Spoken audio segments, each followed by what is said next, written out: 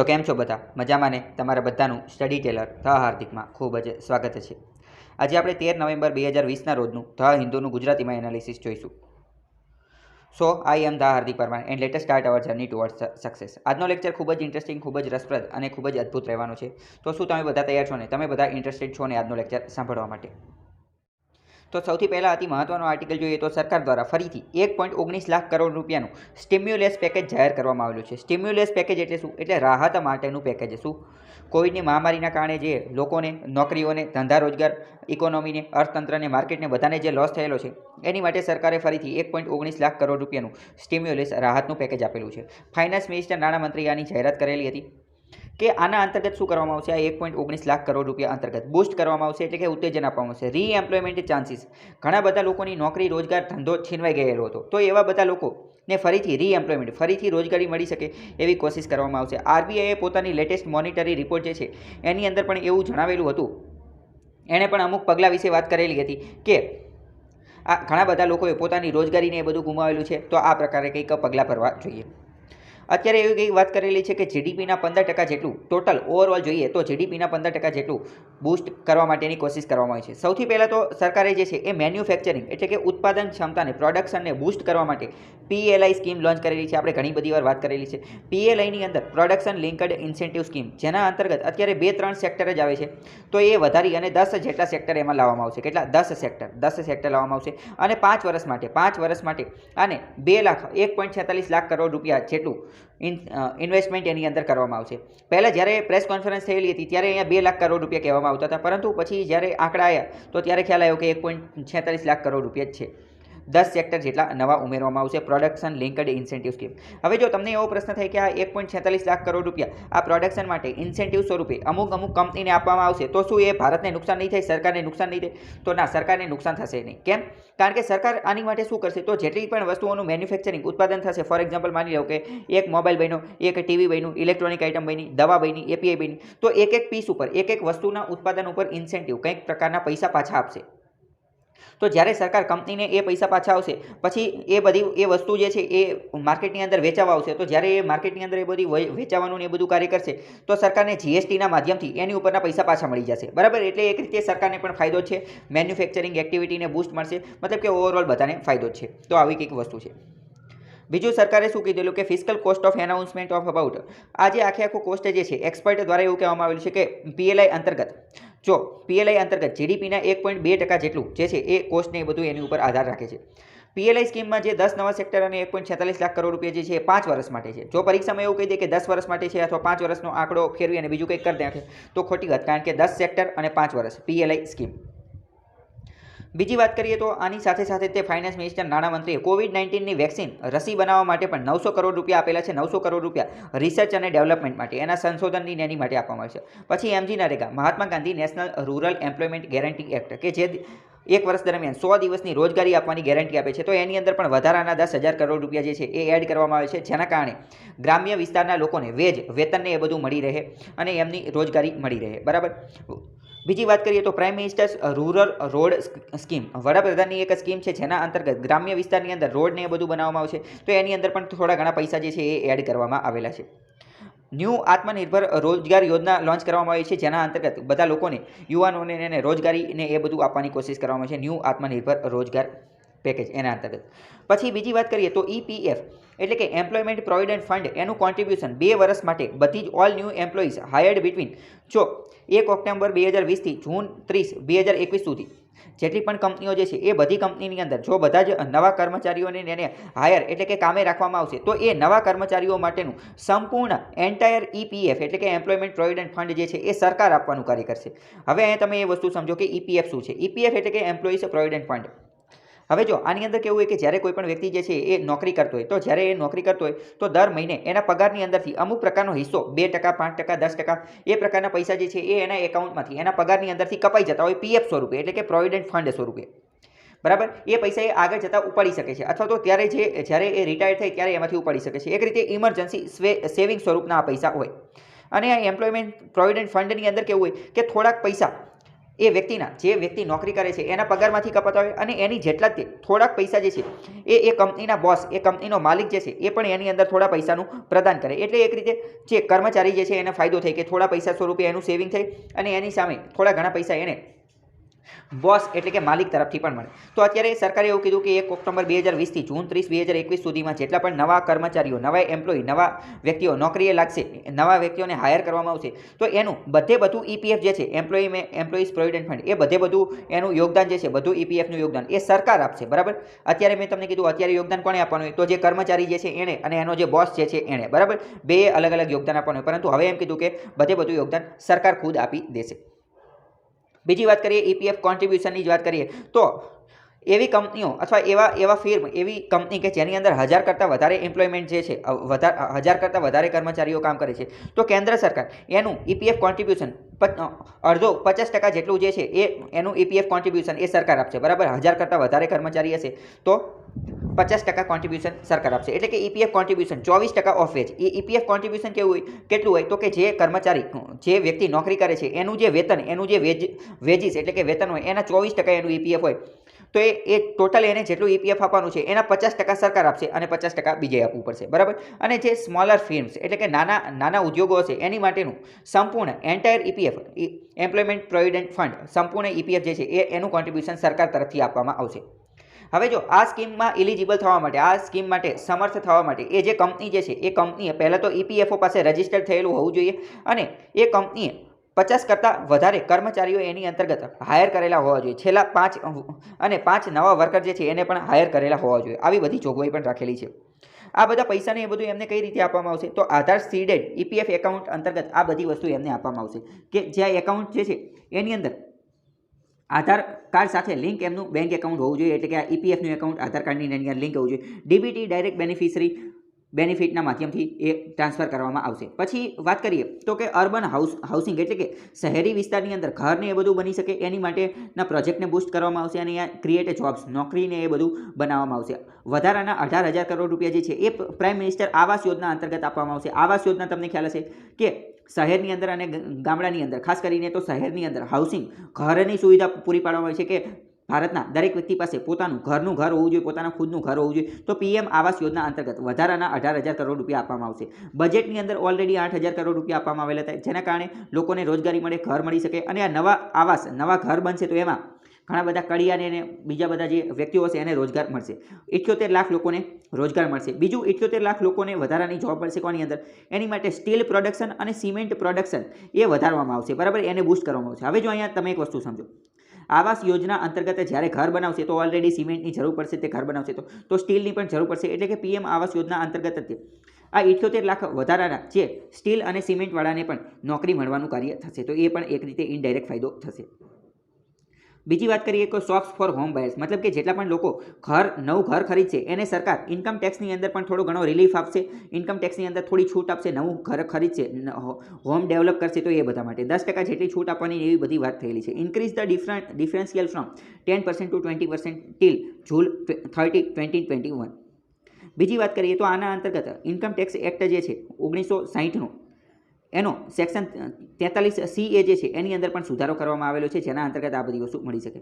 પછી જો જેટલા પણ સ્ટ્રેસ સેક્ટર છે, સ્ટ્રેસ સેક્ટરનો મતલબ શું થાય, મતલબ કે એવા સેક્ટર અથવા એવા ક્ષેત્ર કે જે દબાણમાં આવી ગયેલા છે, જે આ કોવિડની મહામારીના કારણે એકદમ ફસાઈ ગયેલા છે, જે ધ્યાનમાં જતા રહે છે, જે વ્યવસ્થિત કામ કરી શકતા નથી, તો એમને 3 લાખ કરોડની emergency credit line guarantee scheme અંતર્ગત લોન આપવામાં આવશે. આને બેંક લોન આપશે અને એની લોન જે છે એની માટેની ક્રેડિટ લાઇન ગેરંટી એ સરકાર જે છે એ ખુદ જ એની ગેરંટી લઈ લેશે.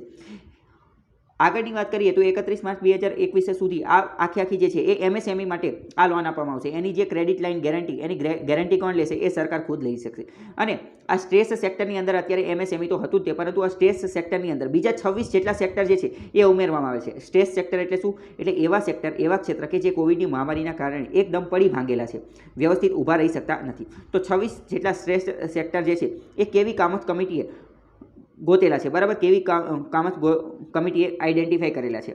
RBI દ્વારા આપણે વાત કરેલી હતી કે કેવી કામત કમિટીની રચના કરવામાં આવેલી હતી કે કોવિડની મહામારીની કયા ક્ષેત્ર ઉપર, કયા એન્ટિટી ઉપર, કયા ઉદ્યોગ ઉપર કેટલી અસર થયેલી છે અને કોને સ્ટ્રેસ સેક્ટર બનવાને ન કરવાને એ બધાની વાત કરેલી હતી. તો આ બધા માટે credit outstanding of above 50 crore and up to 500 crore on February 29, 2020 સુધીમાં 50થી તે 500 કરોડ સુધીની ક્રેડિટ ગેરંટી સરકાર દ્વારા આપવામાં આવશે એવી વાત કરેલી છે.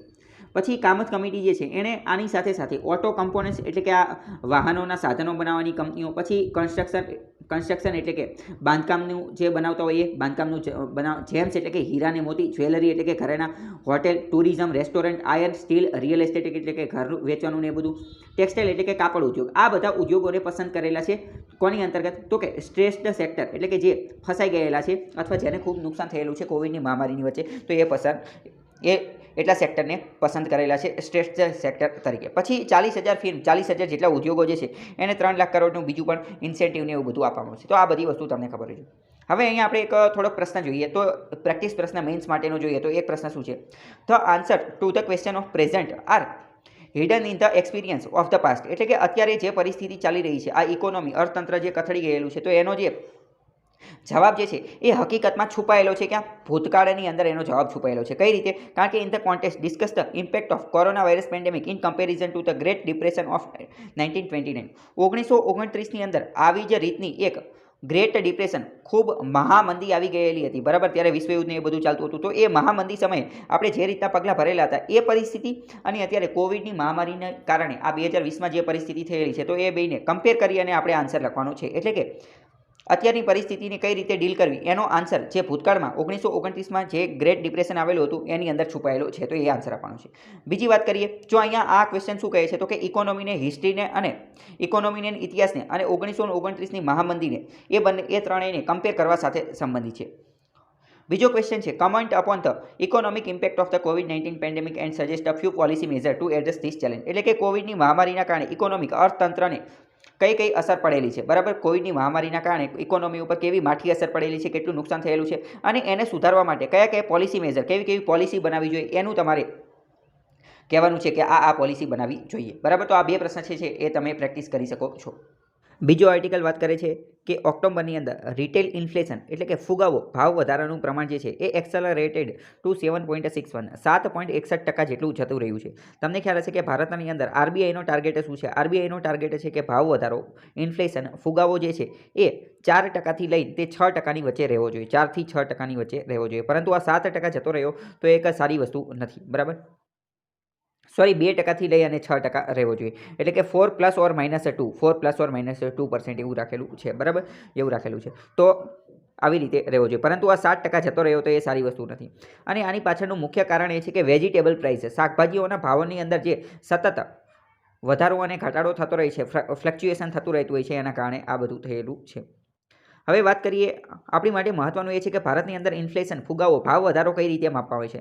તો ભારતમાં આ ભાવ વધારો, ઇન્ફ્લેશન, ફુગાવો માપવાનું કાર્ય જે છે એ મોસ્પી કરે છે. What is મોસ્પી? મોસ્પી એટલે કે ministry of statistics and programme implementation. આ એક મંત્રાલય જે છે એ આ પ્રકારનું કાર્ય કરે છે. ભારતની અંદર ફુગાવો માપવાના બે ઇન્ડિકેટર, બે વસ્તુ છે જેના આધારે માપી શકાય છે. એ બે કયા છે? એક તો CPI અને એક તો WPI. એક WPI અને એક CPI. WPI એટલે શું? Wholesale price index. અને CPI એટલે કે કન્ઝ્યુમર પ્રાઇસ ઇન્ડેક્સ. આરબીઆઈ કોનો ઉપયોગ કરે છે? આરબીઆઈ જે છે એ CPI નો ઉપયોગ કરે છે. મોટે ભાગે જે છે એ CPI નો ઉપયોગ જ કરવામાં આવે છે. પહેલાં જે છે આરબીઆઈ ને એ બધા લોકો WPI નો ઉપયોગ કરતા હતા, પરંતુ પછી ઉર્જિત પટેલ કમિટીની રચના કરવામાં આવેલી હતી. ઉર્જિત પટેલ એ તે જે આની પહેલાં આરબીઆઈના ગવર્નર હતા, એમને એમ કીધું કે WPI નો માનવું જોઈએ. ગણવા માટે આ ભાવ વધારો, ઇન્ફ્લેશનને કાઉન્ટ કરવા માટે આપણે જે ઇન્ડેક્સ ગણતરીમાં લઈએ છીએ એ CPI લેવો જોઈએ, WPI લેવું જોઈએ નહીં. તો WPI એટલે કે હોલસેલ પ્રાઇસ ઇન્ડેક્સ, CPI એટલે કે કન્ઝ્યુમર પ્રાઇસ ઇન્ડેક્સ. WPI બંને જે છે એ ભાવ વધારો અથવા કિંમતની અંદર થતો જે ફેરફાર જે છે એ નોંધવાનું કાર્ય કરે છે. મોટે ભાગે હોલસેલ પ્રાઇસ ઇન્ડેક્સ જે છે એ હોલસેલ લેવલે કિંમત માપવાનું નક્કી કરે છે. જ્યારે CPI કન્ઝ્યુમર પ્રાઇસ ઇન્ડેક્સ જે છે એ કસ્ટમર લેવલે એટલે કે કન્ઝ્યુમર, વપરાશકર્તાના લેવલે આ જે વસ્તુઓ જે છે પ્રાઇસની કિંમત, વસ્તુઓની કિંમત જે છે એ માપવાનું નક્કી કરે છે, બરાબર? એટલે કે જે અંતિમ વપરાશકર્તા જે છે એના લેવલે આ માપવામાં આવે છે. જ્યારે હોલસેલ એટલે કે બધી વસ્તુ જ્યારે હોલસેલ લેવલે લેવામાં આવે, હોલસેલ લેવલે લઈ અને પછી આગળ કઈ રીતે વેચવામાં આવે છે એના આધારે ભાવ વધારો નક્કી કરવામાં આવે છે. એટલે ઉર્જિત પટેલે એવું કીધું કે આ WPI જે છે એ એક રીતે સાચું ચિત્ર રજૂ કરતું નથી. આ તો વેપારી લેવલનું ચિત્ર રજૂ કરે છે.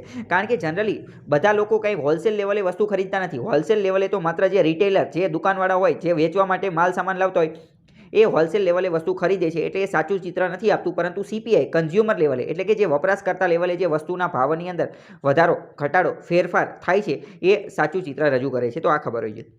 સીપીઆઈની એની વાત કરીએ તો સીપીઆઈ વિશે વાત કરીએ તો difference in the price of commodities, વસ્તુના કિંમતની અંદર જે વધારો ઘટાડો જોવા મળે એ ચેક કરે છે. ખાસ કરીને આનું જે બાસ્કેટ, આ બંનેની અંદર અમુક પ્રકારનું બાસ્કેટ હોય. બાસ્કેટનો મતલબ શું? મતલબ કે આ સીપીઆઈ એટલે કે ભાવમાં થતા ફેરફારને નોંધે છે. કંઈ બધી અલગ અલગ વસ્તુના ભાવના ફેરફાર નોંધવાનો છે. આ એક બાસ્કેટ હોય, બાસ્કેટની અંદર અમુક વસ્તુ નાખેલી હોય, એટલી વસ્તુના તે ભાવ વધારો, ભાવમાં થતો ફેરફાર જે છે એ નોંધવાનું કાર્ય કરે. બધાયનું નોંધે નહીં, ખાલી આ બાસ્કેટની અંદર જેટલા હોય એટલું નોંધવાનું કાર્ય કરે. તો સીપીઆઈની અંદર મુખ્ય કઈ કઈ વસ્તુઓ છે? તો કે ફૂડ, ખોરાક, મેડિકલ, પછી એજ્યુકેશન, પછી ઇલેક્ટ્રોનિક્સ, અને આ બધી વસ્તુનો ઉપયોગ કરવામાં આવે છે. બીજી વાત કરીએ તો જો WPI જે છે એમાં સેવાઓનો સમાવેશ થતો નથી, સર્વિસીસનો સમાવેશ થતો નથી. જ્યારે આ જે સીપીઆઈ જે છે, સીપીઆઈની અંદર સર્વિસીસનો સમાવેશ પણ થાય છે. સીપીઆઈના 5 અલગ અલગ ગ્રુપ છે, જેમાં ફૂડ, બેવરેજીસ, ફ્યુલ, ફૂડ એટલે કે ખાવાનું, ખોરાક, બેવરેજીસ એટલે ઠંડા પીણા, ફ્યુલ એટલે કે ઈંધણ ને બળતણ ને એ બધું, light, housing, clothing, bedding, footwear, આ બધી વસ્તુનો સમાવેશ થાય છે. હવે અહીંયા આપણે સીપીઆઈ અને WPIને થોડી વધારે સારી રીતે સમજીએ. એની માટે પહેલાં તમે આ એક પ્રશ્ન જુઓ કે સીપીઆઈ એટલે કે કન્ઝ્યુમર પ્રાઇસ ઇન્ડેક્સ અને WPI સાથે માટે આપણે સાચા વિધાન પસંદ કરવાના છે. પહેલું વિધાન આપેલું છે કે WPIમાં માત્ર વસ્તુઓનો જ સમાવેશ થાય છે. તો અત્યારે જ આપણે વાત કરી કે હા, WPIમાં માત્ર વસ્તુઓનો સમાવેશ થાય છે, કારણ કે સેવાઓનો સમાવેશ થતો નથી. તો પહેલી વસ્તુ સાચી છે. બીજી વાત કરીએ, WPI અને સીપીઆઈ ટૂંકા ગાળા માટે ભાવ વધારાની સ્થિતિનો ખ્યાલ આપે છે. તો બરાબર, એ વસ્તુ પણ સાચી છે, કારણ કે WPI અને સીપીઆઈ જે છે ટૂંકા ગાળાની પરિસ્થિતિનો ખ્યાલ આપે છે. કેમ? કારણ કે WPI અને સીપીઆઈ જે છે એ જનરલી 1 મહિના માટે ગણવામાં આવે છે. 1 મહિનામાં વસ્તુઓની કિંમતની અંદર કેટલો ફેરફાર થાય છે એના આધારે એ માપવામાં આવે છે. અહીંયા વાત કરીએ તો વાત કરે છે કે સીપીઆઈ અને WPI બંનેમાં અમુક નિશ્ચિત પ્રકારની વસ્તુઓ અને સેવાઓના આધારે ભાવ વધારાનું મૂલ્યાંકન કરવામાં આવે છે. બરાબર, ગુજરાતીમાં જ લખેલું છે તો બધું સમજાઈ જાય એવું જ છે. પછી વાત કરીએ કે basket of goods and services, એટલે જો હવે WPIમાં તો સર્વિસીસ આવતી જ નથી, પરંતુ સીપીઆઈમાં એક પ્રકારનું બાસ્કેટ હોય, એની અંદર જે કોમોડિટી હોય, વસ્તુ હોય, એ બધાને નક્કી કરવામાં આવે. પછી સીપીઆઈ અને WPI દર અઠવાડિયે અથવા દર મહિને રજૂ કરવામાં આવે છે. આથી ટૂંકા ગાળાની ભાવ વધારાની પરિસ્થિતિનો ખ્યાલ આવે છે. બરાબર. પછી વાત કરીએ કે સીપીઆઈ અને WPIના વિરોધમાં જીડીપી ડિફ્લેટર નામની પણ એક વસ્તુ છે. જીડીપી ડિફ્લેટર જે છે એ પણ ભાવ વધારાનો જ ખ્યાલ આપે છે. એ પણ શું કરે છે? ભાવ વધારાનો જ ખ્યાલ આપે છે. તો એ જે છે એ લાંબા ગાળા માટે ભાવ વધારાનો ખ્યાલ આવે છે. તો મોસ્ટ ટાઈમ સીપીઆઈ, WPI અને જીડીપી ડિફ્લેટર આ બધી વસ્તુ શું છે? આ બધી વસ્તુ ઇન્ફ્લેશન, ફુગાવો, ભાવ વધારાનો ખ્યાલ આપે છે. જ્યારે સીપીઆઈ અને WPI ટૂંકા ગાળા માટે, જીડીપી ડિફ્લેટર લાંબા ગાળા માટેનો ખ્યાલ આપે છે. બીજી વાત કરીએ તો કે સીપીઆઈ જે છે, સીપીઆઈ એ કન્ઝ્યુમર એટલે કે વપરાશકર્તા જે છે, વપરાશકર્તા એના લેવલે કિંમતોમાં થતા ફેરફારને નોંધે છે. જ્યારે WPI હોલસેલ, જથ્થાબંધ લેવલે, એટલે કે વસ્તુઓ જો જથ્થાબંધ લેવલે ખરીદવામાં આવે તો એમાં કિંમતમાં જે ફેરફાર થાય એને માપવાનું કાર્ય કરે છે. પછી વાત કરીએ સીપીઆઈ જે છે એ કોણ રજૂ કરે છે? તો સીપીઆઈ કન્ઝ્યુમર પ્રાઇસ ઇન્ડેક્સ એ MOCI એટલે કે ministry of commerce and industry જે છે એના દ્વારા રજૂ કરવામાં આવે છે. Ministry of commerce and industry એના અંતર્ગત ઓફિસ ઓફ ઇકોનોમિક એડવાઇઝર એના દ્વારા આ રજૂ કરવામાં આવે છે. જ્યારે WPIની વાત કરીએ તો WPI જે છે એ MOSPI દ્વારા રજૂ કરવામાં આવે છે. MOSPI એટલે કે ministry of statistical and programme implementation, અને એની CSO સેન્ટ્રલ સ્ટેટિસ્ટિકલ ઓફિસ દ્વારા રજૂ કરવામાં આવે છે. તો આ પણ તમને ખબર હોવી જોઈએ. બીજી વાત કરીએ તો WPIની અંદર 697 જેટલી વસ્તુઓ છે, અને WPIમાં માત્ર વસ્તુઓ જ છે, સેવાઓ છે નહીં. જ્યારે સીપીઆઈની અંદર 448 જેટલી વસ્તુઓ અને સેવાઓ બને છે. તો વિધાનવાળા વાક્યમાં જો એવું કહી દે કે WPIમાં વધારે કોમોડિટી વસ્તુનો સમાવેશ થઈ જાય છે, તો સાચી વાત છે, કારણ કે એમાં 697 જ્યારે આમાં 448 જ છે. બીજી વાત કરીએ કે WPI માટે બેઝ યર એટલે કે આધાર વર્ષ જે છે એ 2011-12 છે, જ્યારે સીપીઆઈ માટે બેઝ યર જે છે એ 2012 છે. તો આ બધી વસ્તુ તમને ખબર હોવી જોઈએ. હવે બીજું પણ વધારે થોડું સમજવાની કોશિશ કરીએ તો WPI ગણવા માટે ખેતીની વસ્તુઓ એટલે કે કૃષિ પેદાશો મંડીની કિંમતે ધ્યાનમાં લેવામાં આવે છે. પહેલું વિધાન એવું કહે છે. અને બીજું વિધાન એવું કહે છે કે WPIમાં સર્વિસીસનો સમાવેશ થતો નથી, અને ખોટા વિધાન પસંદ કરવાના છે. ખોટા વિધાન તો એક પણ નહીં, કારણ કે એક પણ વિધાન ખોટું નથી. બંને વિધાનો જે છે એ સાચા છે. WPIમાં સાચી વાત કે ખેતીની વસ્તુઓ માટે, કૃષિ પેદાશો માટે મંડીની કિંમતો એટલે કે જે APMCની જ્યાં કિંમત હોય એને ધ્યાનમાં લેવામાં આવે છે, જ્યારે WPIમાં સર્વિસનો સમાવેશ થતો નથી. તો બરાબર, એ વસ્તુ સાચી છે. હવે વાત કરીએ કે WPI જે છે હોલસેલ પ્રાઇસ ઇન્ડેક્સ કોમોડિટીઝના જથ્થાબંધ ભાવમાં ફેરફાર નોંધે છે. WPIમાં મોટે ભાગે પ્રાઇમરી આર્ટિકલ્સ એટલે કે પ્રાથમિક વસ્તુઓ, પછી બળતણ એટલે કે ફ્યુલ, પછી મેન્યુફેક્ચરિંગ પ્રોડક્ટ ઉત્પાદનની વસ્તુઓને ધ્યાનમાં લેવામાં આવે છે. અને હાલમાં વાત કરીએ WPIમાં 697 વસ્તુ, એ આપણે ઓલરેડી વાત કરેલી છે. 697 વસ્તુ WPIમાં છે, જેમાં 117 જે છે 117 વસ્તુઓ એ કઈ છે? 117 વસ્તુઓ જે છે પ્રાઇમરી એટલે કે પ્રાથમિક લેવલની વસ્તુ છે. 16 વસ્તુ એવી છે કે જે ફ્યુલ બળતણની છે, અને 564 જેટલી વસ્તુ મેન્યુફેક્ચરિંગ પ્રોડક્ટ દર્શાવે છે. તો વિધાનવાળા વાક્યમાં એવું પણ પૂછાઈ જાય કે WPI ઇન્ડેક્સ જે માપવામાં આવે છે એમાં સૌથી વધુ યોગદાન મેન્યુફેક્ચરિંગ પ્રોડક્ટનું છે. તો એ વિધાન પણ સાચું પડશે કારણ કે 564 વસ્તુઓ એની છે. બીજી વાત કરીએ, WPIમાં સેવાઓનો નેનો ખબર પડતી નથી, તો એ પણ આપણને ખબર હોવી જોઈએ. બરાબર. બીજું હવે યુપીએસસીની અંદર 2011માં એક પ્રશ્ન પૂછાઈ ગયેલો હતો, તો એને થોડો ધ્યાનમાં લઈએ. વાત કરે છે કે India has experience persistent and high food inflation, એટલે કે ભારતની અંદર છેલ્લા થોડા સમયની અંદર હાઈ ફૂડ ઇન્ફ્લેશન એટલે કે ખોરાકના કિંમતની અંદર વધારો ફુગાવાની પરિસ્થિતિ જોવા મળે છે. તો એની પાછળનું કારણ શું હોઈ શકે? તો એનું પહેલું એવું કહે છે કે gradual switch over to the cultivation of commercial crops, એટલે કે ખેડૂત લોકો જે છે એ એણે સ્વિચ ઓવર એટલે કે એક જગ્યાએથી બીજી જગ્યાએ જતા રહ્યા છે. કઈ જગ્યાએ? તો કે કોમર્શિયલ ક્રોપ્સ એટલે કે જે રોકડિયા પાક જે છે, રોકડિયા પાક એનું વધારે ઉત્પાદન કરે છે અને એના કારણે area under the cultivation of food grains, અને એના કારણે રોકડિયા પાકનું ખેડૂતો વધારે ઉત્પાદન કરે છે. એના કારણે જે ફૂડ ગ્રેન્સ એટલે કે ખાવા પીવાના જે પાક જે છે એનું છેલ્લા 5 વર્ષની અંદર 30% જેટલો ઘટાડો થયો છે અને સ્ટેડીલી ખૂબ જ વધારે પડતો એમાં ઘટાડો થયો છે. કોની અંદર? ફૂડ ગ્રેઇનના ઉત્પાદનની અંદર, એના કલ્ટિવેશન, એની ખેતીની અંદર ખૂબ જ વધારે સ્ટેડીલી ડિક્રીઝ થયું છે એવું કહે છે. તો હવે જો અહીંયા તમે જોઈને જ કહી શકો છો કે પહેલું વિધાન ખોટું છે. મેં તમને એક વસ્તુ કીધેલી છે, શું કે જ્યારે આવું કોઈ અતિશયોક્તિવાળું વાક્ય હોય કે સ્ટેડીલી ડિક્રીઝડ, સ્ટેડીલી ઇન્ક્રીઝડ, જ્યારે કોઈ પણ વાક્ય અતિશયોક્તિવાળું હોય, એક્સ્ટ્રીમ લેવલનું વાક્ય હોય, તો એ મોટે ભાગે ખોટું હોય છે. તો આ વાક્ય આપણે એવી રીતે જોઈએ તો આ ખોટું છે. બરાબર. બીજી વાત કરીએ, as a consequences of increasing income, એટલે કે લોકોની આવકમાં વધારો થયો છે એના પરિણામે, લોકોની આવકમાં વધારો થવાના કારણે કન્ઝપ્શન એટલે કે વપરાશની પેટર્ન જે છે લોકોની અંદર એમાં પણ વધારો થયેલો છે. અને એમાં પણ જો લોકોની આવકમાં વધારો થયો છે એના કારણે લોકોની વપરાશમાં વધારો થયો છે. લોકોની વપરાશમાં વધારો થયો છે એટલે વસ્તુની માંગમાં વધારો થયો છે અને એના કારણે શું? ભાવ વધારો, ઇન્ફ્લેશન જોવા મળે છે. બીજું વિધાન એવું કહે છે. પહેલું વિધાન ખોટું પડી ગયું છે, એ તો આપણને ખબર પડી ગઈ છે. બરાબર. બીજું જોઈએ અને હવે ત્રીજું જોઈએ. Food supply chain has structural constants, એટલે કે ફૂડ સપ્લાય ચેન, ફૂડ ખોરાકની જે સપ્લાય ચેન જે છે એટલે કે ખેડૂત પાસેથી હોલસેલર પાસે આવે, ત્યાંથી રિટેલર પાસે આવે, પછી નાના નાના વ્યક્તિઓ પાસે આવે, પછી છેક ઘર સુધી પહોંચે. તો ફૂડ સપ્લાય ચેનની અંદર પણ અમુક પ્રકારના માળખાગત સુધારા કરવાની જરૂર છે. એની અંદર સ્ટ્રક્ચર ફેરફાર જે છે અથવા સ્ટ્રક્ચર એટલે કે માળખાગત સમસ્યાઓ રહેલી છે, એના કારણે આ બધી વસ્તુ થાય છે. તો આનો આન્સર શું આવશે એ આપણે સમજવાની કોશિશ કરીએ. તો આન્સર જે છે આનો બી આવશે. બરાબર. બીજું અને ત્રીજું વિધાન સાચું છે. પહેલું વિધાન ખોટું છે એ તો મેં તમને કહી દીધું, અને બાકીના બંને વિધાન સાચા છે. બીજું વિધાન શું હતું કે બરાબર લોકોની આવકમાં વધારો થવાથી એની વપરાશની પેટર્નની અંદર પણ ફેરફાર થયો છે. અને ત્રીજા નંબરનું કે ફૂડ સપ્લાય ચેનની અંદર સ્ટ્રક્ચરલ માળખાગત સુધારાની જરૂર છે. તો બીજું અને ત્રીજું સાચું છે. જો અહીંયા એ જ વસ્તુ સમજાવેલી છે કે ભારતની અંદર મુખ્ય ફૂડ ઇન્ફ્લેશન, ખોરાકની અંદર ભાવ વધારો થાય છે, એનું મુખ્ય કારણ જે છે એ ડિમાન્ડ અને સપ્લાયનો મિસમેચ થઈ જાય છે. ડિમાન્ડ અને સપ્લાય, તમને ખ્યાલ હશે કે અમુક એક સમય એવો છે કે જ્યારે ડુંગળીના ભાવ જે છે એ વધી જ જાય છે. દર એક વર્ષની અંદર એક સમય એવો હોય કે જ્યારે ડુંગળીના ભાવ વધી ગયો, કારણ કે ડિમાન્ડ અને સપ્લાયની અંદર લોકોની દ્વારા કોઈ વસ્તુ જે છે એની માંગ ખૂબ જ વધી જાય છે, જ્યારે એની ડિમાન્ડ એટલી બધી હોતી એની ડિમાન્ડ એટલે કે એની માંગ ખૂબ વધી જાય છે, પરંતુ જ્યારે એની સરખામણીમાં એટલી માંગ હોતી નથી એટલે ભાવ વધારો સર્જાઈ જાય છે. તો આ એક રીતનો સ્ટ્રક્ચર એટલે કે માળખાગત વસ્તુ છે, એને સુધારવા માટે કંઈક કાર્ય કરવું જોઈએ. બીજી વાત કરીએ તો ભારતની અંદર ચેન્જિંગ કન્ઝપ્શન પેટર્ન, લોકોની આવકની અંદર વધારો થતાં પણ લોકોની વપરાશની પેટર્ન જે છે એ એની અંદર સુધારો જોવા મળે છે. ફોર એક્ઝામ્પલ માની લો કે કોઈ વ્યક્તિ જે છે એ 10,000 રૂપિયા કમાય છે, તો ત્યારે એની આવક, ત્યારે એ કઈ વસ્તુ વાપરશે એ અલગ અલગ હોય. બરાબર. તો માત્ર એ જીવન જરૂરિયાતની વસ્તુ જ વાપરશે. હવે માની લો કે 10,000થી એનો પગાર થઈ જાય છે ડાયરેક્ટ લાખ રૂપિયા, તો પછી એની જે વપરાશની પેટર્ન જે છે એ બદલાઈ જશે. પછી એ હાઈફાઈ બ્રાન્ડેડ લક્ઝરી વસ્તુઓ વાપરતો થઈ જશે. એટલે કે આવક વધવાની સાથે એ કઈ વસ્તુ વાપરે છે, વપરાશની ચીજ વસ્તુઓ પણ ફરશે. બીજો એક પ્રશ્ન પૂછાયેલો તો શું?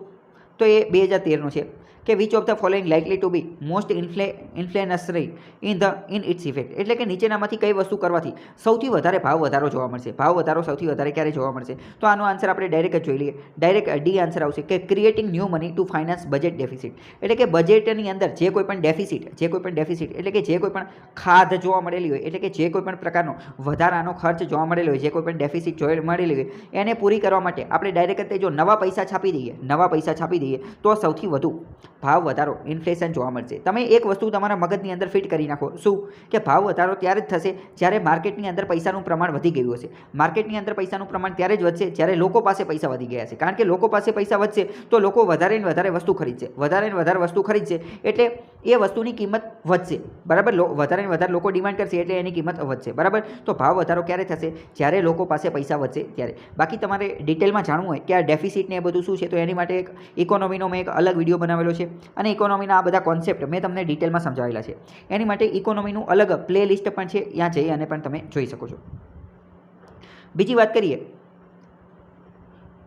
એક મિનિટ, બીજો એક પ્રશ્ન 2015ની અંદર પૂછાયેલો હતો. એ પ્રશ્નની વાત કરીએ કે વિથ રેફરન્સ ટુ ભારતની અંદર ફુગાવો જે છે એના સંદર્ભમાં સાચું વિધાન, કરેક્ટ સેન્ટેન્સ જે છે એ પકડવાનું છે, એ ચૂઝ કરવાનું છે. પહેલું કે ભારતની અંદર ઇન્ફ્લેશન એટલે કે ફુગાવાને કંટ્રોલ કરવાનું કાર્ય જે છે એ માત્ર સરકારનું જ છે, ઓનલી માત્ર ભારત સરકારનું જ કાર્ય છે. તો પહેલું વિધાન ખોટું છે. કેમ? કારણ કે એ તો આરબીઆઈ પણ એ જ કાર્ય કરે છે, આરબીઆઈની મોનિટરી પોલિસી કમિટી એનું પણ એ જ કાર્ય છે, એટલે પહેલું વિધાન ખોટું છે.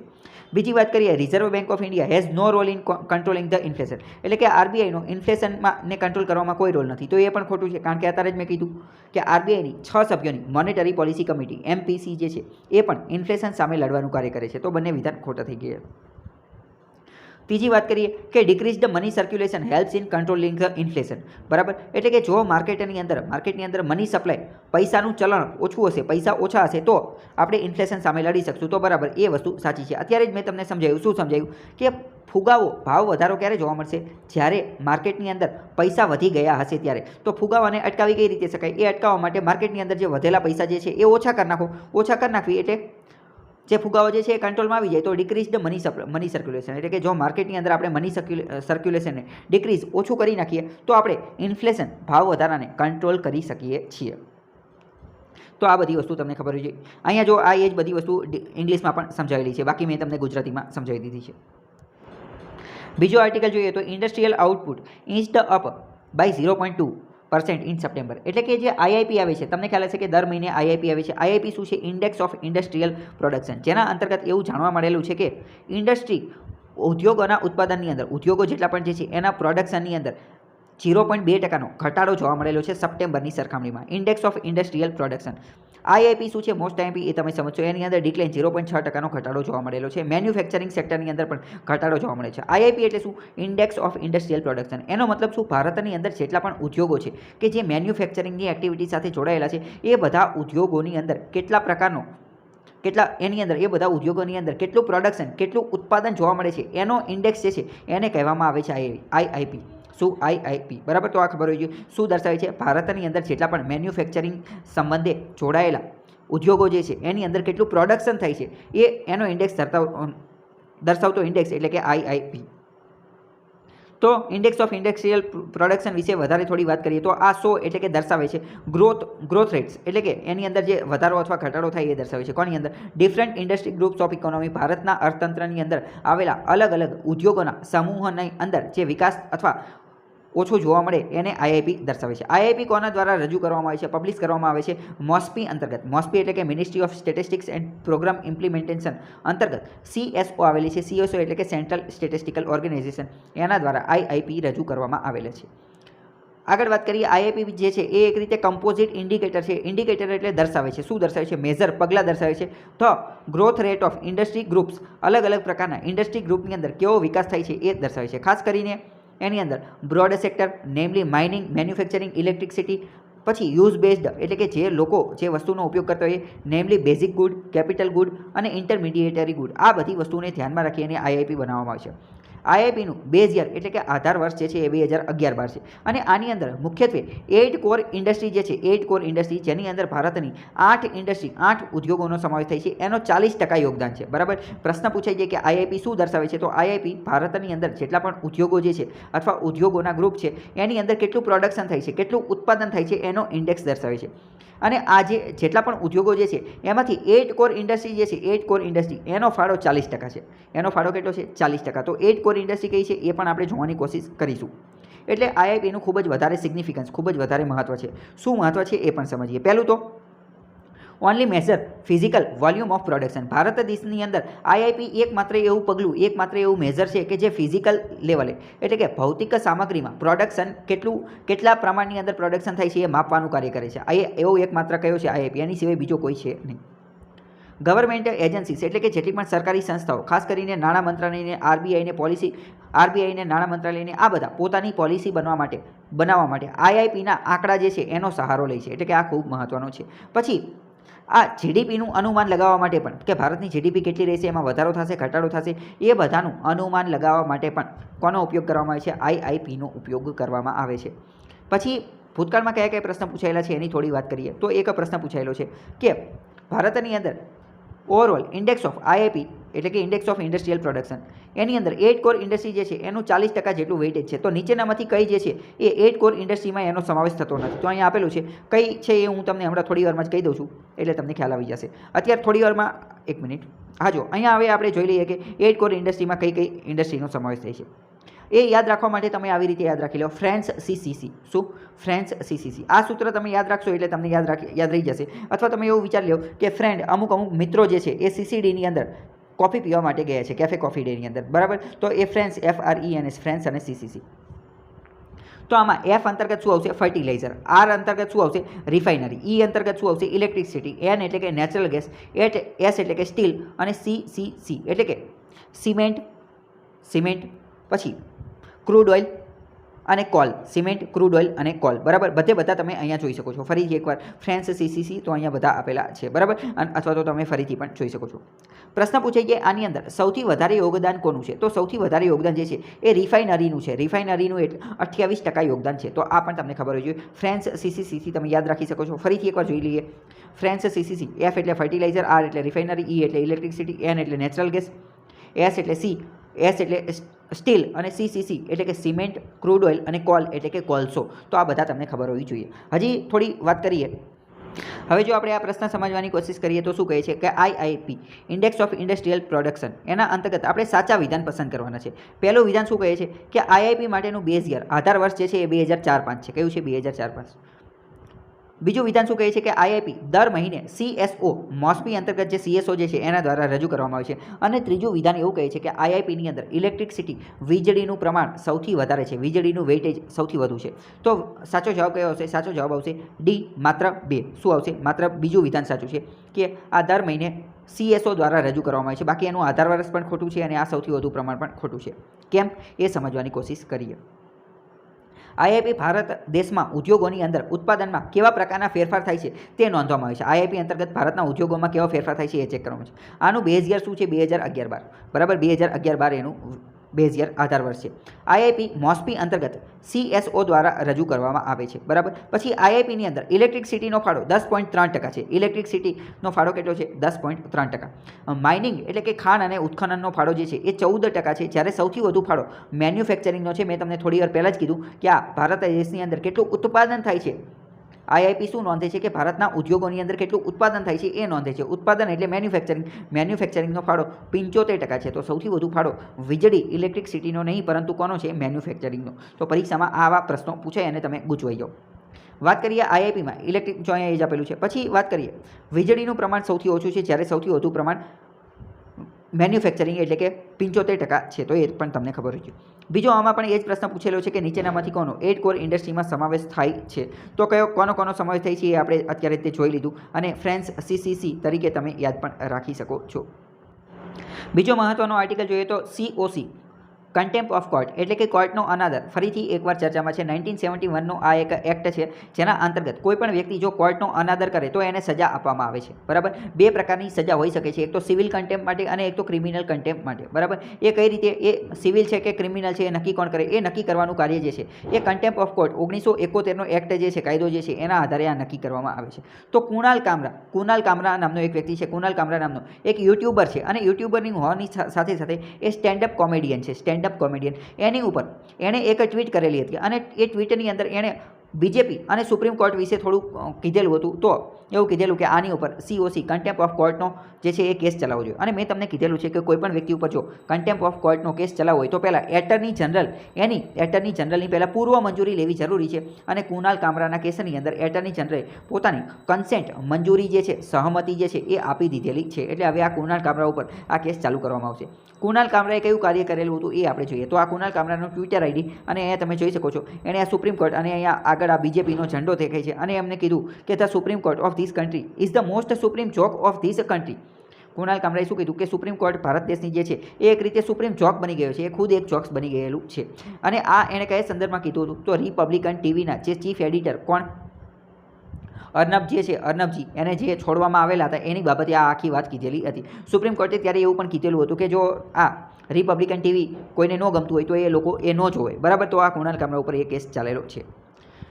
આખો મુદ્દો જોઈએ તો આર્ટિકલ 19 જે વાણી અને સ્વાતંત્રતાનો અધિકાર જે છે એનું પણ એમાં પણ રિઝનેબલ રિસ્ટ્રિક્શન સ્વરૂપે કન્ટેમ્પ ઓફ કોર્ટના અનાદર વિશે વાત કરવામાં આવેલી છે. હવે જો અત્યારે આપણે ટાઈમપાસ નહીં કરીએ, મેં ઓલરેડી આ એક વિડીયો બનાવેલો છે પ્રશાંત ભૂષણ કોર્ટનો અનાદર, બરાબર. આમાં મેં બધી વસ્તુ ડિટેલમાં સમજાવેલી છે કે કાયદો શું છે, સિવિલ કન્ટેમ્પ શું, ક્રિમિનલ કન્ટેમ્પ શું, તો તમે એ બધું જોઈ લેજો, બરાબર. આની લિંક પણ હું ડિસ્ક્રિપ્શનમાં આપી દઈશ. બીજી વાત કરીએ તો જો મેં તમને કીધું અર્નબ ગોસ્વામી જે છે રિપબ્લિકન ટીવીના ચીફ એડિટર, એના વિશે આ ટ્વીટ કરવામાં આવેલી હતી. પ્રશ્ન યુપીએસસીમાં કેવો પૂછાય તો એની આપણે વાત કરીએ કે discuss the contempt of court. Contempt of court એટલે કે કોર્ટના અનાદર માટેનો કોન્સેપ્ટ જે છે એના વિશે ચર્ચા કરો, બરાબર. Explain in detail its difference from and also rational behind the its provision. કે ભારતની આ કન્ટેમ્પ ઓફ કોર્ટ શા માટે રાખવું જોઈએ, કારણ કે બ્રિટન અમુક દેશ જે છે અહીંયા આ કાઢી પણ નાખેલું છે, તો ભારતે રાખવું જોઈએ કે ન રાખવું જોઈએ, આના પ્રો એન્ડ કોન્સ શું છે અને આને કઈ રીતે રેગ્યુલેટ કરવું જોઈએ, તો એ બધા વિશે તમારે 250 શબ્દમાં લખવાનું છે. બીજો મહત્વનો આર્ટિકલ જોઈએ તો ભારતની અંદર India makes progressive in vaccination coverage. ભારત દેશ દ્વારા એક સારું એવું કાર્ય કરવામાં આવ્યું છે, સિગ્નિફિકન્ટ મહત્વની પ્રોગ્રેસ, મહત્વની કામગીરી કરવામાં આવી છે. કોની અંતર્ગત તો કે લોકોને ઘરે ઘરે વેક્સિન રસીકરણના કાર્યક્રમ દ્વારા ભારત ઘણા બધા લોકો સુધી, ઘણા બધા બાળકો સુધી રસીકરણનો કાર્યક્રમ પહોંચાડી ચૂક્યું છે અને રસીકરણ ઘણા બધા બાળકોને કવરેજ આપેલી છે. અટકાવવા માટે આ રસી કોની માટે આપેલી છે તો કે અટકાવવા માટે, પ્રિવેન્ટ કરવા માટે ચાઇલ્ડ ન્યુમોનિયા, ડાયરિયા અને ન્યુમોનિયાથી જે મૃત્યુ થાય છે બાળકોને એને અટકાવવા માટે એન્યુઅલ ન્યુમોનિયા અને ડાયરિયા પ્રોગ્રેસ રિપોર્ટ રજૂ કરવામાં આવ્યો છે. આ બધી વસ્તુ એટલે ખબર પડી કે ભારત રસીકરણમાં સારું કાર્ય કરે છે, કારણ કે અત્યારે એક રિપોર્ટ આવેલો છે એન્યુઅલ એટલે કે વાર્ષિક pneumonia and diarrhoea progress report. કોણે રજૂ કરેલો છે? International vaccine access centre. જેમાં એવું જાણવા મળેલું છે કે ભારતે આ રસીકરણ આપવાની અંદર કવરેજમાં થોડો વધારો કરેલો છે, આપણે સારું સરાહનીય કાર્ય કરેલું છે. એ પણ જાણવા મળેલું છે કે વિશ્વની અંદર, આખા વિશ્વની અંદર વૈશ્વિક લેવલે, ગ્લોબલ લેવલે જોઈએ તો વિશ્વના અન્ય દેશો કોવિડની મહામારી સામે લડતા આ બીજી જે વેક્સિન આપવાની છે બાળકોને ને બધાને, એ આપવામાં એમને થોડીક ભૂલ થઈ છે, એમની થોડીક ચૂક થઈ છે, એમને એટલું બધું કવરેજ લઈ શકેલા નથી, જ્યારે ભારતે સારું એવું કવરેજ લીધેલું છે. એટલે કે આપણા આજે ડૉક્ટરોને, આંગણવાડી વર્કરોને, જે આશા વર્કરોને, એ બધા જે આ વેક્સિન આપવાનું કાર્ય કરતા હોય એમને સરાહનીય કાર્ય કરેલું છે. બીજી વાત કરીએ તો ઓવરઓલ વર્લ્ડ ફોલિંગ, આખા વિશ્વની વાત કરીએ તો એમાં આ કવરેજની અંદર ઘટાડો જોવા મળે છે. જ્યારે ભારતે અચીવ કરેલું છે, પ્રાપ્ત કરેલું છે 90% જેટલો કવરેજ લીધેલો છે. આપણે 5 વેક્સિનની અંદર 5 જેટલી વેક્સિન જે છે એ આપણે 90% જેટલા બાળકોને આપેલી છે, 90% કવરેજ કરેલી છે. આ વેક્સિન કઈ છે તો કે ડિપ્થેરિયા, જે એક તો ડીપીટી તરીકે ઓળખાય છે. ડીપીટી એટલે કે ડિપ્થેરિયા, પર્ટેસસ, ટીટાનસ અને મિઝલ્સ રૂબેલા જેને આપણે કહીએ છીએ. પછી હિમોફિલિયા અને આ બધા અલગ અલગ ડોઝના આપવામાં આવેલી છે. પછી ન્યુમોનિકલ કોન્જ્યુગેટ વેક્સિન આ પણ આપવામાં આવેલી છે. રોટા વાયરસની પણ આપવામાં આવેલી છે.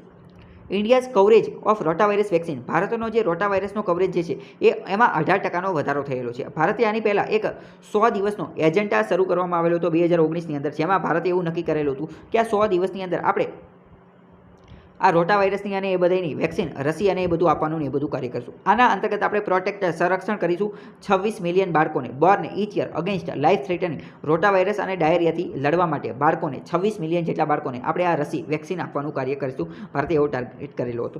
બીજું, ભારતે આ બ્રેસ્ટ ફીડિંગ ઇમ્યુનાઇઝેશન એટલે કે રસીકરણ, પછી care seeking and antibiotic bacteria સામે લડવાવાળી દવા, પછી ઓરલ રિહાઇડ્રેશન સોલ્યુશન ORS, પછી ઝિંક સપ્લિમેન્ટેશન, આ બધું આપવાનું પણ શરૂ કરેલું છે.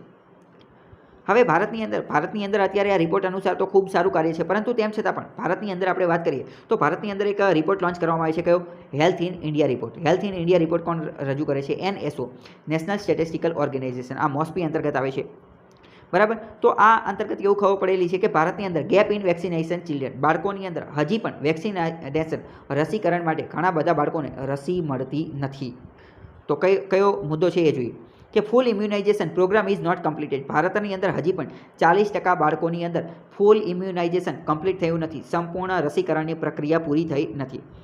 હવે પહેલાં તો વાત કરીએ કે માત્ર 60% બાળકો જેવા છે કે જે 5 વર્ષથી નીચેના, એ ફૂલ્લી ઇમ્યુનાઇઝડ. ભારતની અંદર માત્ર 60% બાળકો એવા છે કે જે 5 વર્ષથી નીચેના છે અને સંપૂર્ણપણે એને રસીકરણ થયેલું છે. 97% બાળકો એવા છે કે જેને એક રસી તો મળી જ ગઈ છે, એકાદી રસી તો મળી જ ગઈ છે, અને એક રસી એ મોટે ભાગે BCG એટલે કે ક્ષય માટેની રસી છે.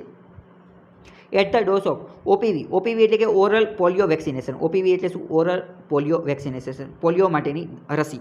67% બાળકો એવા છે કે જેને મિઝલ્સ સામે રક્ષણ મળેલું છે અને 58% માત્ર 58% બાળકો જેવા છે કે જેને બૂસ્ટર ડોઝને એ બધું મળેલું છે.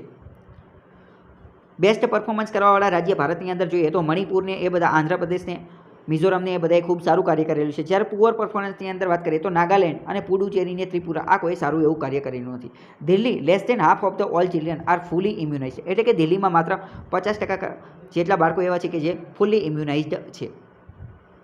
હવે પહેલો પ્રશ્ન એ છે કે ફુલ્લી ઇમ્યુનાઇઝેશન એટલે કે કોઈપણ બાળકને સંપૂર્ણપણે બધી જ રસી મળી ગઈ છે, આ સંપૂર્ણ રસીકરણ પ્રાપ્ત કરેલું છે, એ ખબર કેમ પડે? ફુલ્લી ઇમ્યુનાઇઝેશન એની ડેફિનેશન, એની વ્યાખ્યા શું? તો એની વ્યાખ્યા કંઈક એવી કરવામાં આવી છે કે જો કોઈપણ બાળકને કોકટેલ મળેલું હોય, એટલે કે 8 પ્રકારની રસી મળેલી હોય, જો એ બાળકને 8 પ્રકારની રસી મળી ગઈ હોય, ક્યારે? તો કે ડોઝિસ in the first year of life, બાળક 1 વર્ષનું થાય એ 1 વર્ષ દરમિયાન જો એને 8 રસી મળી ગઈ હોય તો એ ફુલ્લી ઇમ્યુનાઇઝેશન છે એવું કહી શકીએ, બાકી કહી શકીએ નહીં. અને ભારતની અંદર માત્ર 60% લોકોને આ 8 રસી મળેલી છે, એટલે કે ફુલ્લી ઇમ્યુનાઇઝેશન છે, બીજા છે નહીં.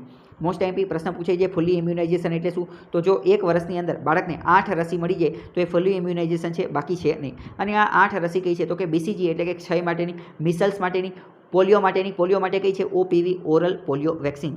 પછી વાત કરીએ DPTમાં ટોટલ 3 આવે છે, ડિપ્થેરિયા, પર્ટેરિયસ અને ટીટાનસ. આ 3 અલગ અલગ પ્રકારની છે, આ પણ તમને ખબર હોવી જોઈએ. આ અલગ અલગ પ્રકારની રસી છે.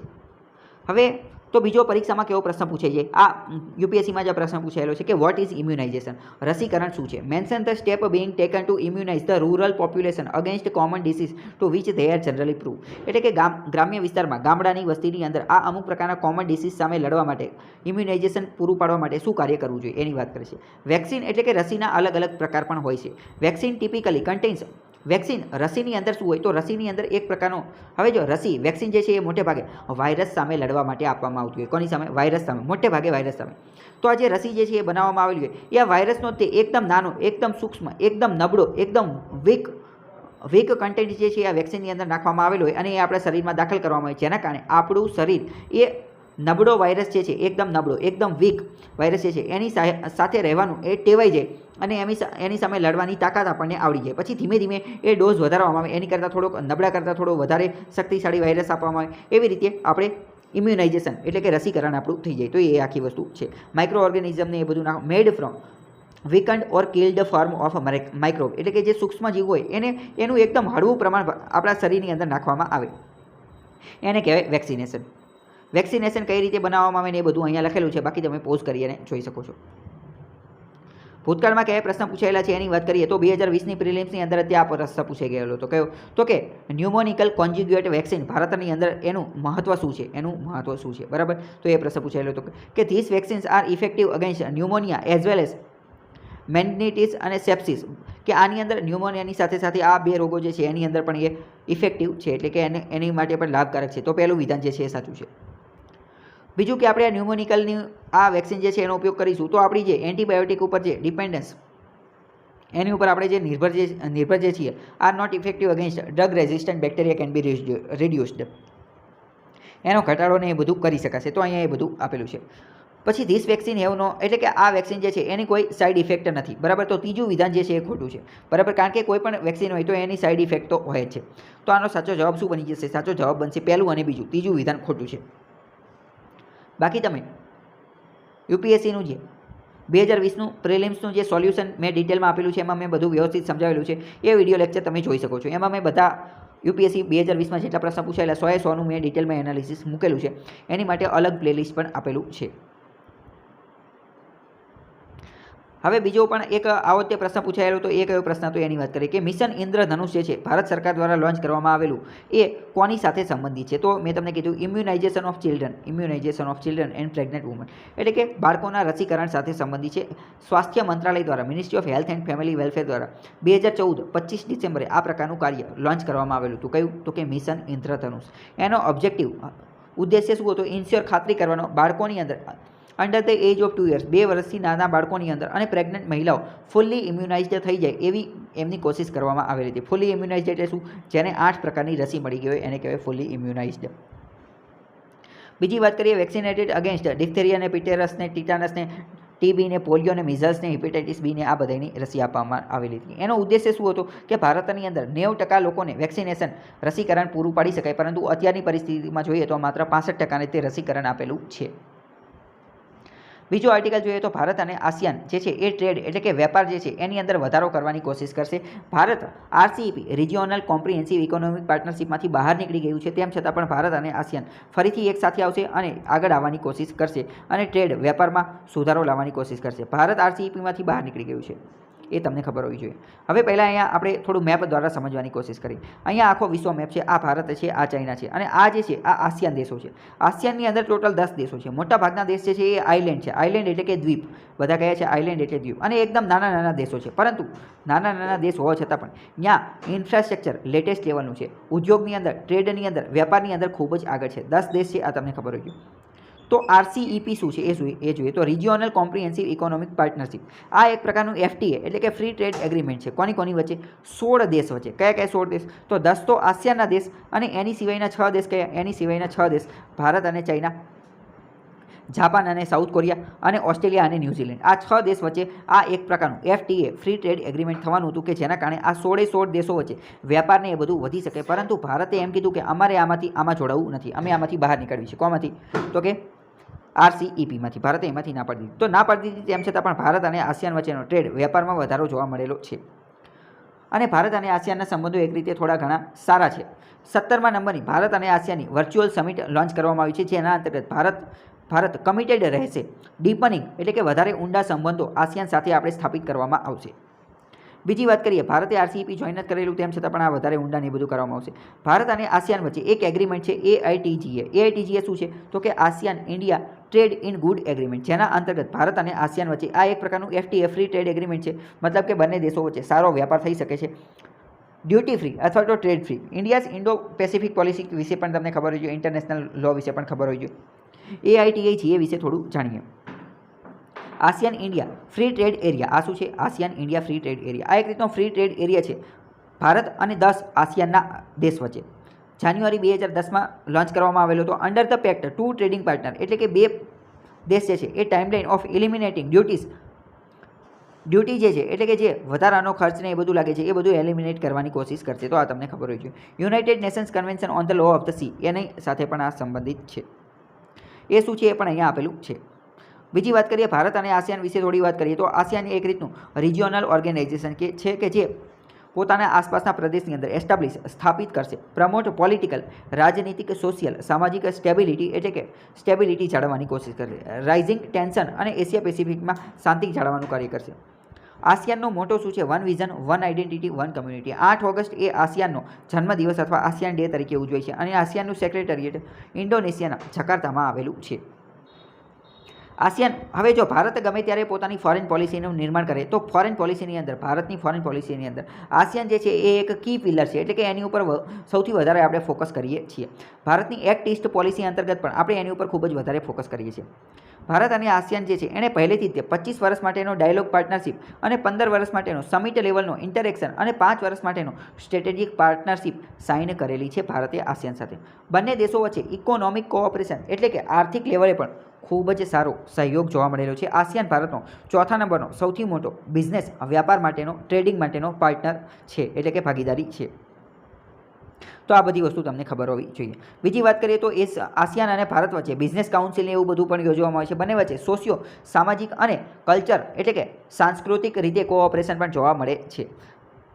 પીપલ ટુ પીપલ પ્રોગ્રામ પણ જોવા મળે છે. બિઝનેસ ટુ બિઝનેસ પ્રોગ્રામ પણ જોવા મળે છે. એક્સચેન્જ ઓફ પાર્લામેન્ટેરિયન્સ એટલે કે ભારતના સંસદ સભ્યો, સંસદમાં કામ કરતા લોકો, ઓફિસર્સ એ બધાની પણ આપ લઈને એ બધું જોવા મળે છે. કોની? ભારત અને આસિયાનના 10 દેશો વચ્ચે. ભારત અને આસિયાન ફંડ, પૈસાની બાબતે વાત કરીએ તો ફાઇનાન્શિયલ આસિસ્ટન્ટ પણ ભારત દ્વારા આસિયાનના દેશોને પૂરું પાડવામાં આવે છે. પૈસાને એ બધું પણ પૂરું પાડવામાં આવે છે. ઇન્ડિયા આસિયાન કોઓપરેશન ફંડ બનાવવામાં આવેલું છે. ASEAN India ST development fund, science and ટેકનોલોજીના વિકાસ કરવા માટે, એનું રિસર્ચ એન્ડ ડેવલપમેન્ટ માટે, સંશોધન કરવા માટે, સ્ટડી અભ્યાસ કરવા માટે પણ ભારત અને આસિયાને એક પ્રકારનું આવું ફંડ બનાવેલું છે. આસિયાન અને ઇન્ડિયા ગ્રીન ફ્રન્ટ પણ બનાવવામાં આવેલું છે, જેના અંતર્ગત ક્લાઇમેટ ચેન્જ સામે લડવાનું કાર્ય કરવામાં આવે છે. દિલ્હી ડિક્લેરેશન અંતર્ગત કોઓપરેશન અને મેરીટાઈમ ડોમેન કી એરિયા કોઓપરેશન ને એ બધું કરવામાં આવે છે. Strategic partnership. દિલ્હી ડાયલોગ પણ જે એક રીતનો વાર્ષિક ટ્રેક છે, જે 1.5 event for discussing political, security અને ઇકોનોમિક બાબતો ઉપર ભારત અને આસિયાન વાત કરે છે દિલ્હી ડાયલોગની અંદર. આસિયાન ઇન્ડિયા સેન્ટરની વાત કરીએ ટુ અંડરટેક પોલિસી રિસર્ચને એવું બધું કરવામાં આવે છે. નેટવર્કિંગ એક્ટિવિટીને એના અંતર્ગત બંને દેશો વચ્ચે આગળ આવે છે. ભારત જે છે એક રીતે આરસીઈપીમાંથી નીકળી ગયેલું છે, તો એના કારણે પહેલાં તો ભારત આરસીઈપીમાંથી નીકળ્યું શા માટે? તો એના ઘણા બધા કારણો છે. પહેલું તો એમ કે ભારતને એવો ડર હતો કે ચાઇનામાંથી ઘણી બધી વસ્તુ ભારતની અંદર ડમ્પ થઈ જશે. પછી ઓટો ટ્રિગર મિકેનિઝમ, પછી પ્રોટેક્શન ઓફ ડોમેસ્ટિક ઇન્ડસ્ટ્રી, ભારતના જે ઘરેલું ઉદ્યોગો ઇન્ડસ્ટ્રી જે છે એની પ્રોટેક્શન, એના સંરક્ષણ માટે. Lack of consensus rule of origin વિશે પણ કંઈ વાત કરવામાં આવેલી ન હતી. પછી મેન્યુફેક્ચરિંગ હબ ભારત બનાવવા માંગે છે, પરંતુ જો ભારતે આ આરસીઈપી જોઈન કરેલું હોત તો આપણને મેન્યુફેક્ચરિંગ હબ બનાવવામાં ખૂબ સારી આવી તક મળી જાત. આપણે પોતાની ઓપોર્ચ્યુનિટી, તક જે છે એને ઘટાડી નાખેલી છે. એ જોઈન કરેલું હોત તો સારું હતું. ભારતે આ આરસીઈપીમાંથી બહાર નીકળી અને ઇન્ડિયાની એક્ટ ઈસ્ટ પોલિસી જે છે એની ઉપર પણ આપણને થોડોક ફટકો પડેલો છે એવી વાત કરેલી છે. પછી અહીંયા પણ એ આપેલું છે કે ચાઇના અને એ બધી વસ્તુ શું છે. ભૂતકાળમાં વાત કરીએ તો આરસીઈપી વારંવાર ચર્ચામાં રહે છે, તો એ કયા ગ્રુપ સાથે ચર્ચા કરે છે? તો આસિયાન સાથે ચર્ચા કરે છે. 2016માં એ પ્રશ્ન પૂછાયેલો હતો. બીજો મહત્વનો આર્ટિકલ જોઈએ તો China begin to work on rail line up to Arunachal Pradesh. China દ્વારા રેલવે લાઇન બનાવવાની શરૂ કરી દીધી છે અરુણાચલ પ્રદેશ સુધી. અરુણાચલ પ્રદેશની બોર્ડર જે છે અહીંયા સુધી, તિબેટથી તે અરુણાચલ પ્રદેશ સુધી. ચાઇના તો એવું જ કહે છે કે અરુણાચલ એમનું ખુદનું છે, બરાબર. તો સેકન્ડ મેજર રેલ લિંક તિબેટથી અરુણાચલ સુધી બનાવવાની શરૂ કરી દીધી છે. સિયોચેન પ્રોવિન્સથી નેનચિંગ નામની જગ્યા જે છે અહીંયા સુધી બનાવેલી છે. તો ભારતે એક રીતે કન્સર્નની ચિંતા કરવી જોઈએ. કયો એરિયા છે એ વાત કરીએ તો જો આ ભારત છે, આ નેપાળ છે, બરાબર, આ ભૂતાન છે, અને આ જગ્યાએથી આ બધી જગ્યાએ આ આખું તિબેટ છે, પરંતુ આખું તિબેટ જે છે એ જ ચાઇનાએ બૂચ મારી દીધું છે અને અહીંયા રેલવે લાઇન બનાવવાની કોશિશ કરી દીધી છે. અહીંયા વાત કરીએ અરુણાચલ પ્રદેશવાળો એરિયા જે છે, અહીંયા ભારત અને ચાઇના વચ્ચે મેક મોહન લાઇન છે અને ચાઇના મેક મોહન લાઇનને માનતું નથી. ભારત અને એની વચ્ચે એ સરહદ છે. તો આ તમને ખબર હોવી જોઈએ. ભારત અને ચાઇના સંબંધિત ભૂતકાળમાં ઘણા બધા સારા એવા પ્રશ્ન પૂછાઈ ગયેલા છે કે જેમ કે 2012ની અંદર આ પ્રશ્ન પૂછાયેલો હતો કે ભારતનો સાઉથ ચાઇના સીની અંદર શું યોગદાન છે, અથવા ભારતનો શું હિસ્સો, ભારતનો શું રસ છે, ભારતના ઇન્ટરેસ્ટ જણાવો સાઉથ ચાઇના સીની અંદર. પછી what do you understand by string of પર્લ્સની નીતિ જે છે એ શું છે, એ પણ પ્રશ્ન 2013માં પૂછાઈ ગયેલો હતો. પછી ભારતે એના કાઉન્ટરમાં સ્ટ્રિંગ ઓફ પર્લના કાઉન્ટરમાં શું બનાવેલું છે એ કીધું હતું. With respect to South China Sea maritime territorial dispute and એ બધા વિશે પણ વાત કરેલી હતી. મતલબ કે આ રિલેટેડ ઘણા બધા પ્રશ્ન પૂછાતા હોય છે. China Pakistan economic corridor is viewed as the cardinal subset of China's large one belt one road initiative. Give a brief description of CPEC and enumerate the reason why India has distanced itself the same. એટલે કે ભારત સીપીઈસીમાં શા માટે ન જોડાયું અને સીપીઈસી ભારત માટે શા માટે ખતરો છે, એના વિશે પણ 2018માં પ્રશ્ન પૂછાયેલો હતો. તો આ તમને ખબર હોવી જોઈએ.